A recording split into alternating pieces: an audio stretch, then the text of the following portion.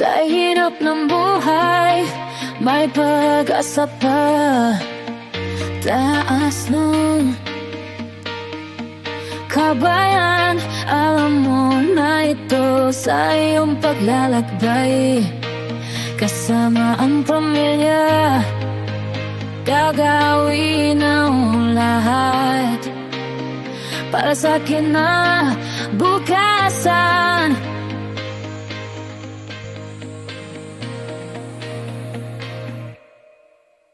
Laban, kabayan, tayo'y magkaisa sa pawis at tiyaga.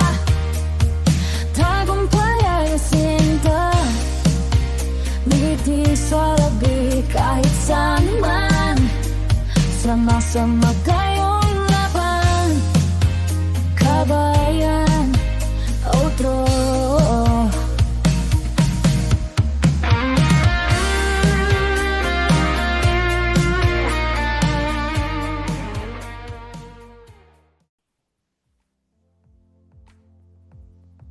Good evening and magandang gabi po sa ating mga kabayan sa Qatar at sa ibang bahagi ng Middle East. Welcome back and thank you for tuning in sa ating teleradyo na Laban Kabayan. Today, we are addressing some of the most pressing questions from OFWs and with the help of our special guest, Mrs. Irene Nagar. Hello. Welcome, Miss Irene, Magandang- sa ating show. Magandang araw sa lahat. Kumusta? Mabuti po. Kamusta, Mrs. Irene? Okay naman. Nabubuhay, kumakayod. Laban, kabayan. Laban lang. So to give a brief introduction, Mrs. Irene is a seasoned HR professional and a member of HR International. So she has been in the country of Qatar for having 8 years of experience now as an HR practitioner. And as I've mentioned, she's a member of different HR groups in the country. So hopefully, Irene's strategic expertise in labor rights, performance management, and employee engagement can provide the OFWs in the Middle East with the practical guidance we need to thrive professionally and safeguard our interests. So, tayo po right now ay broadcasting live sa Facebook, simultaneously in Radio 97.4. Iniimbitahan po natin ang ating mga kabayan na mag-comment or mag-send ng private messages sa ating Facebook page sa inyong mga katanungan and we will be addressing them live. Actually, may mga tanong na po tayong na-receive. May gusto ko pa bang sabihin as introduction, Miss Irene, before we address the questions? Hindi, wala naman. Yun lang, maraming salamat sa pag-imbita, Faye. Siguro makakatulong din yung programa para matugunan yung mga tanong kasi maraming mga tanong yung mga kababayan natin lalo na sa Qatar kahit na sabihin natin umaalis sila, meron naman tayo as a government or as a country, meron tayo mga tinatawag na PDOS o kung ano pa man, pero yung mga agency nila meron ding mga briefing yan, pero nakakatulong pa rin iba kasi kapag nandito ka na, iba yung theoretical na nalalaman mo, iba rin pag actual experience, iba yun. So, nakakatulong yung programa to para matugunan yung mga pangangailangan nila sa mga ganong aspekto. I agree. Thank you so much po. Actually, our first question is very specific para sa mga residents sa Qatar. I'll just read. It's from Sir Albert. So, magandang gabi po. Ako po si Albert. 10 taon na po akong nagtatrabaho sa Qatar bilang driver sa aming opisina. Kung ako po ay uuwi sa Pilipinas at magpo for good next year, may mga benefits po ba na entitled para sa akin?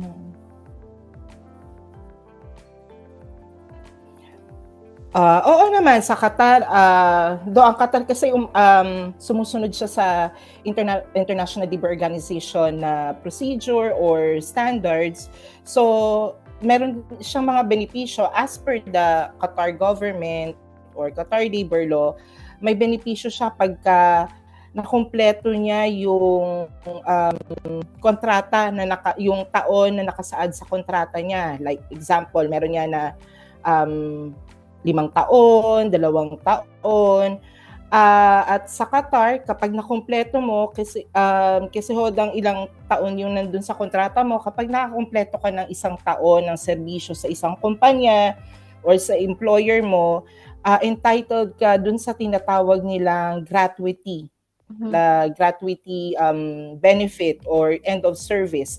Yung end of service, ito yung 21 days per year. So kahit medyo meron tayong lilinawin dyan sa gratuity or end of service kasi usually ang iniisip nila dito kasi sa Qatar, depende yung makukuha mo na mga number of days na benefits kung less than 5 years ka or 5 years or more. Ito ano yan sa leave. Kapag ang leave mo is kung 5 years or kung less than 5 years ka, ang leave entitlement mo is 21 days per year. Pag 5 years or more is nagiging 28 days yan per year as per Qatar Labor Law yan. Pero when it comes to gratuity, kahit ilang taon ka pa, 21 days per year yan. So, base yan sa dyan sa basic salary mo. Kung makikita mo sa kontrata mo, nakahiwalay yung basic salary, allowances. So, example, meron kang 2,000 riyal per month na sahod. Usually, ang binibigay dyan na basic pay is 50% or more. Sa atin may standard kasi tayo sa Pilipinas, bago nating pinapakawalan yung mga OFW natin, kailangan ang kontrata nila is I think 1,700 plus food allowance. So sabihin natin si Kuya Albert, meron siyang 1,700 na basic pay. So kung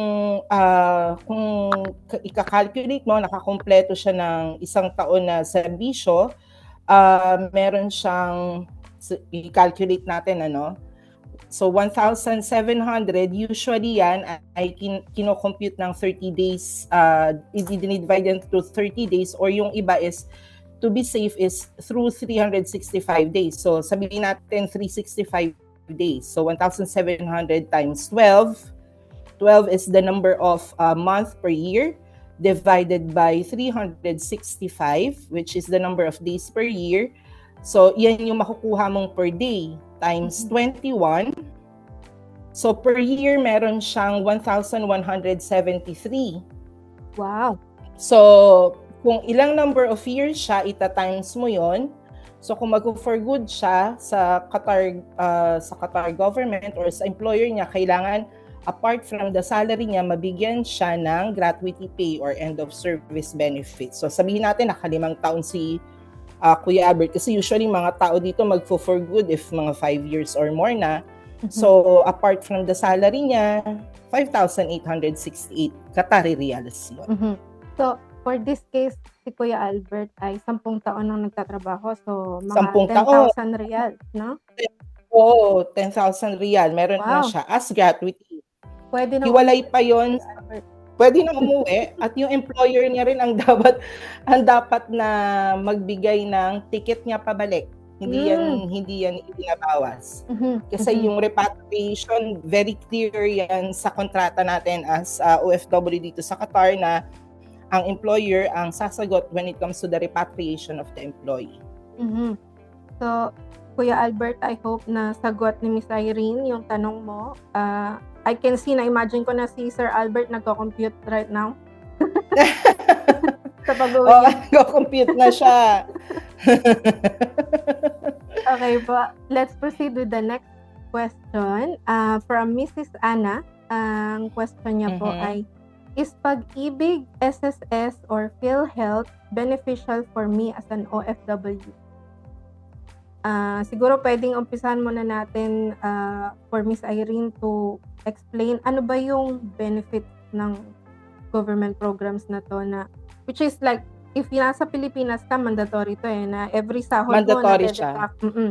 So since OFW tayo, kumbaga manual yung yung pagbayad natin sa mga program na 'to. Pero beneficial ba siya para sa'tin? Oo, beneficial siya. Beneficial siya as an OFW kasi halimbawa nga yung tanong ni Kuya Albert ano, gusto na niyang mag for good. So, sandali lang ha. Yun lang po. Gusto na niyang mag for good. So, makakabuti yung SSS contribution, makakabuti yung pag-ibig contribution kasi i-define ko lang kung ano yung mga benepisyo ng mga yan ano. Opo.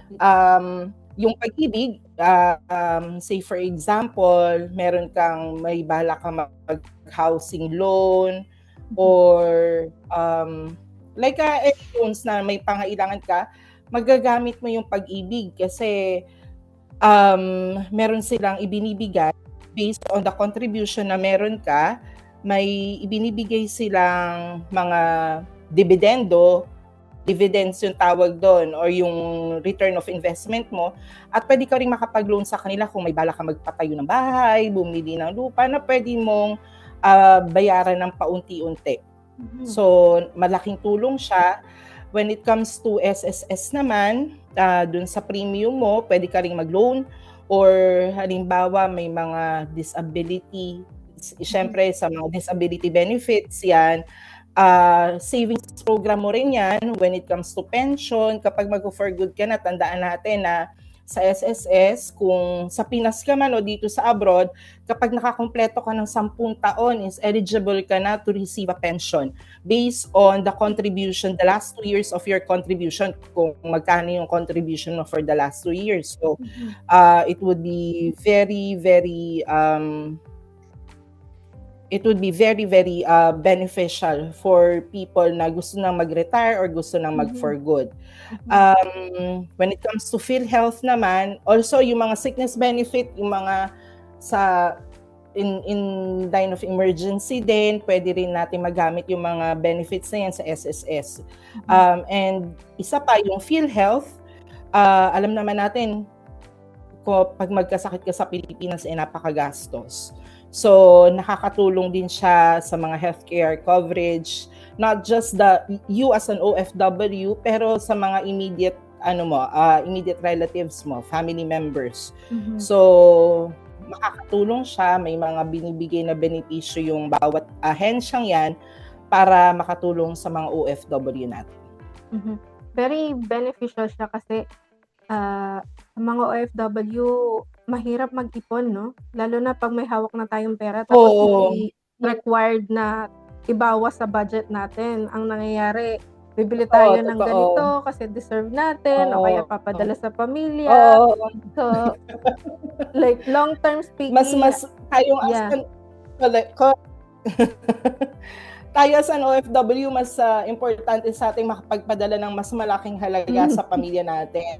To the point na hindi ko nakilala lahat, pero to the point na nakakalimutan natin na may limitasyon din tayo bilang tao, bilang OFW, na tatanda din tayo, titigil din tayo sa pagtatrabaho. So, dapat iniisip natin yan na mahalagang mapunan natin itong mga ahensyang makapag-contribute tayo sa kanila para sa pag-retire natin, hindi rin naman tayo maging pasani ng mga pamilya natin in the long run.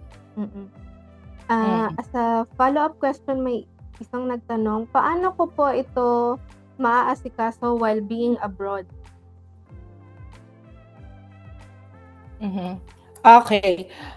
Maaasikaso mo siya while being abroad. May mga, yung Philippine Embassy natin or yung ano ang pangalan ng POLO o Office of the Migrant Workers, may mga Facebook pages siya. Kailangan mo lang i-consolidate yung mga yung kung may mga contributions ka sa Pinas, i-consolidate lang yan. Ngayon naman medyo madali-dali na, hindi na katulad dati na gagawin mo siya gamit ang mga paa mo. So online, meron na mga very advanced na tayo ngayon. Online.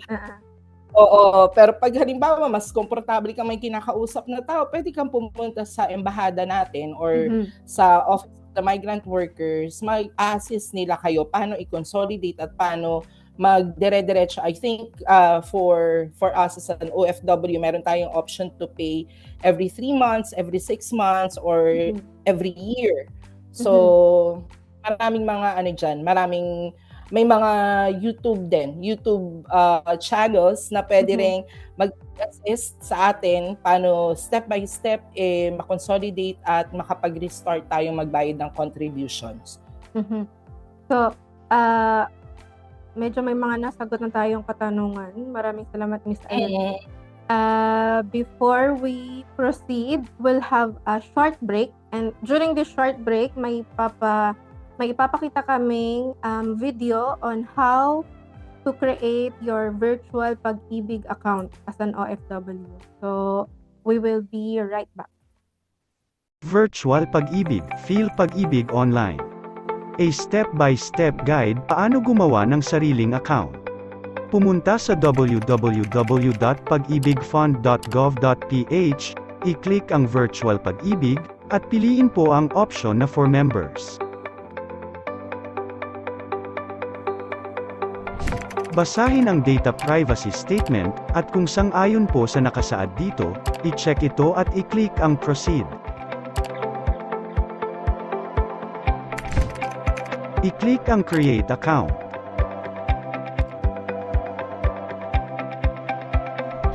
Piliin mula sa mga options na lalabas ang paraan para mag-create ng account via your Pag-ibig Loyalty Card Plus, create and activate your account online, or account creation for OFW. Kung sila po ay isang overseas Filipino worker o OFW member na hindi pa nakakakuha ng Pag-ibig Loyalty Card Plus, piliin ang option na account creation for OFWs. Enter ang inyong 12-digit Pag-ibig Membership ID, MID number, kumpletong pangalan, date of birth at mobile phone number. I-click ang Proceed button pagkatapos nito. I-enter at i-confirm ang inyong email address at ang inyong Philippine mobile phone number.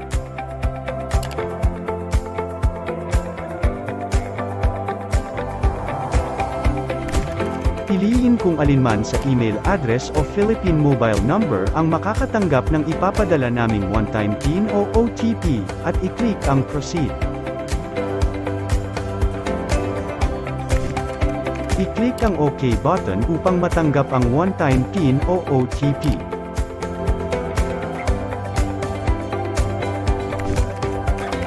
I-type ang natanggap na one-time PIN, OTP, at i-click ang Proceed button.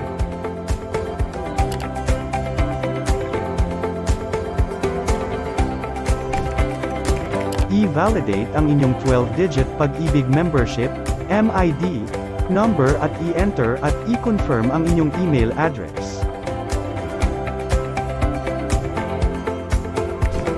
Pumili ng 3 security questions at mga kasagutan dito upang matulungan kayong matandaan ang inyong password kung sakaling ito ay makalimutan ninyo. I-enter din ang lugar kung saan kayo ipinanganak at ang inyong mother's maiden name.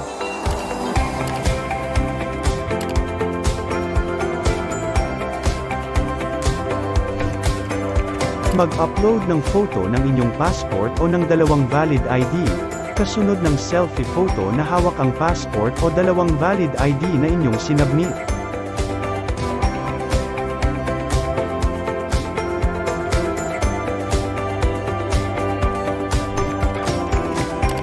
I-check ang Certify box bilang pagpapatunay na tama ang lahat ng isinaad ninyong information, at i-click ang Submit button.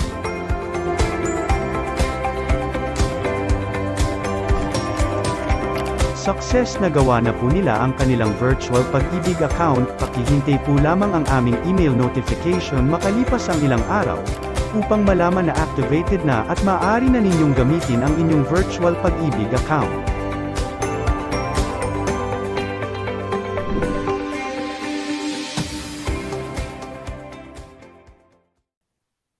Welcome back po sa lahat ng ating kabayan. Nawa po ay beneficial yung pinakita naming video on how to create your Pag-ibig account. Now, we will proceed po with other questions sa ating Facebook page. So, this one is from Miss Luna. Feeling ko po I am having a depression. Naho-homesick po ako, ngunit bago po lamang ako sa pinagtatrabahuhan ko at wala pa akong mga kaibigan. May mga maipapayo po ba kayo sa akin? So, this one is very personal and emotional. Mhm. May mga And maipapayo very ka ba? common.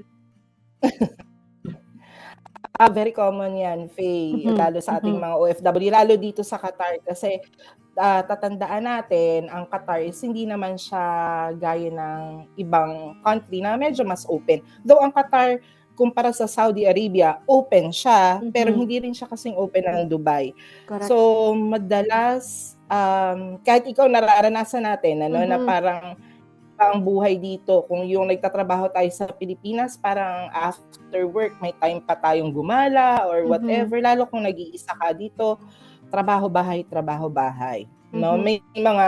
May mga pwede tayong puntahan, pero nangailangan nyo ng paggastos, nangailangan niya ng pera. So, iisipin na lang natin siya bago siya yung yung ating nagtatanong bagong-bago siya sa Qatar. So, more often than not, hindi pa siya ganun ka-stable when it comes to finances. Mhm. So, ako ang mapapayo ko dyan, usually, kapag nakakaramdam ka nito, ako kasi nung bago ako sa Qatar, mag-isa lang din ako.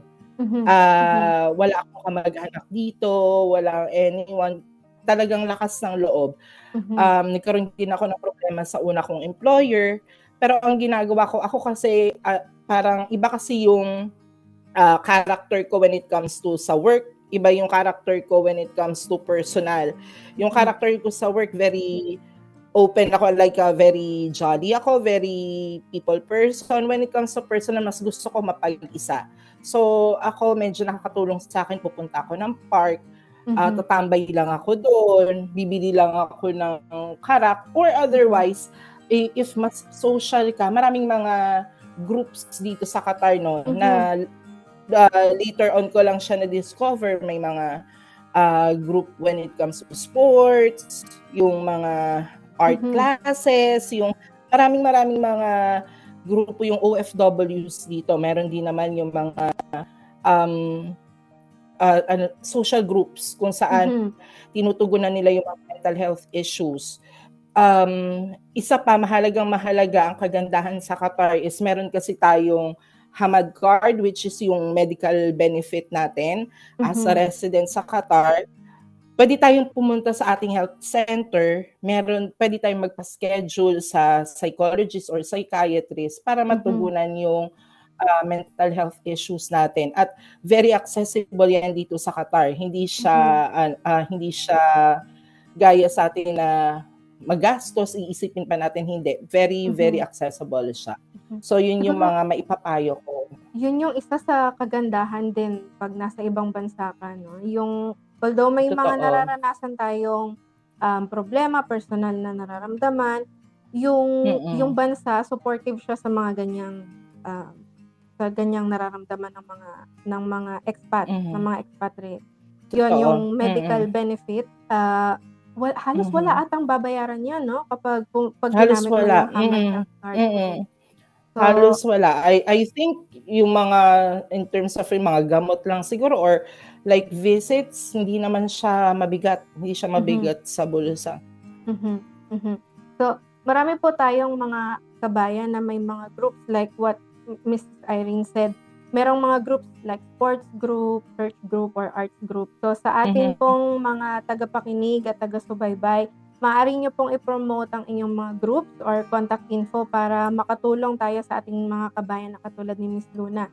Pwede nyo pong ilagay sa comment section or send us a private message para pwede nating i-share sa ating mga kabayan na nakakaranas ng gantong problema tulad ni Miss Luna. I think one of another thing na pwede nating i-advise kay Miss Luna ay yung building a routine to stay connected with the family. So exactly, totoo. Here sa Qatar, mabilis yung internet natin. Wala tayong issue sa internet. So, Mm, although, yes, ma-homesick ka, pero I think if you are open with your family members in Philippines, mai-share mo yung experience at sila din, makakapagbigay sila ng lakas pa na for us to mm, push ourselves na nandito tayo for a reason dahil marami tayong mm. pangarap sa buhay, and at the end, kapag ready na tayo mag-retire, tayo ay masaya at mapayapa ang buhay. Totoo yan.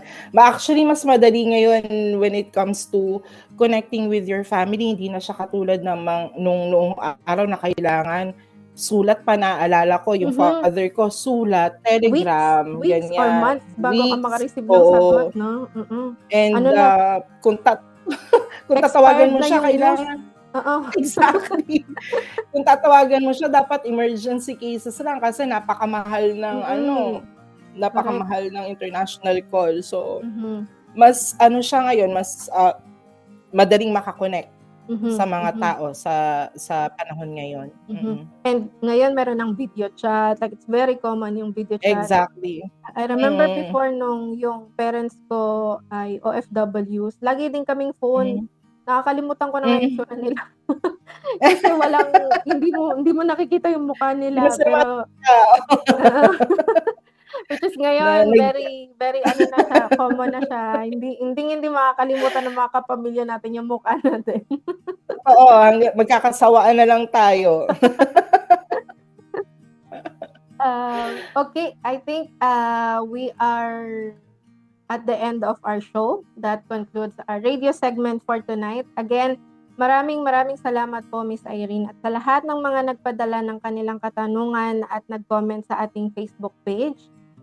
We're encouraging everyone to continue to listen and follow our pages for updates and share your stories, kasi if you have more questions or personal experience to share, ay pwede natin tong gamitin as a topic, no, for our next segment or for our next show. And before we go, Miss Irene, maraming salamat again. Is there anything else na gusto mong ipahatid sa ating mga kabayan sa Qatar or sa buong Middle East? Maraming salamat, Faye. Ang maipapayo ko lang, ang number one, dun nakakatulong yung mga kaibigan natin o yung mga kasamahan, pero number one na makakatulong sa akin, we have to know our rights. Kailangan tayong magbasa ng kung ano yung existing na labor law ng bansa kung saan tayo nandoon. Patuloy din tayong magtiwala sa embahada natin at sa Office of the Migrant Workers, kasi ito yung mga ahensyang makakatulong sa atin while nandito tayo abroad. Nakakatulong mga kaibigan, pero iba kasi yung ako kasi personally naranasan ko kung paano ako na-assist ng mga ahensyang yan. Maswerte tayo bilang mga Pilipino, maswerte tayo na meron tayong dalawang ahensya na tumutulong sa atin bilang OFW. Ang ibang mga bansa, embassy lang meron sila, embahada. Pero tayo, maraming mga programa yung embahada natin, maraming programa yung Office of the Migrant Workers para matulungan tayo mga OFW at saka para mag-guide tayo while we are abroad and while we are planning on our retirement after. Maraming salamat. Very empowering and inspiring. Thank you again, Miss Irene, at sa lahat ng ating audience. Ang next episode topic po natin would be smart investing for OFWs abroad. So, makinig po kayo bukas ulit at the same time. And thank you for joining us on this special edition of Laban Kabayan. Stay strong, stay connected, and we'll see you next time. Thank you. Thank you, bye-bye. Mabuhay.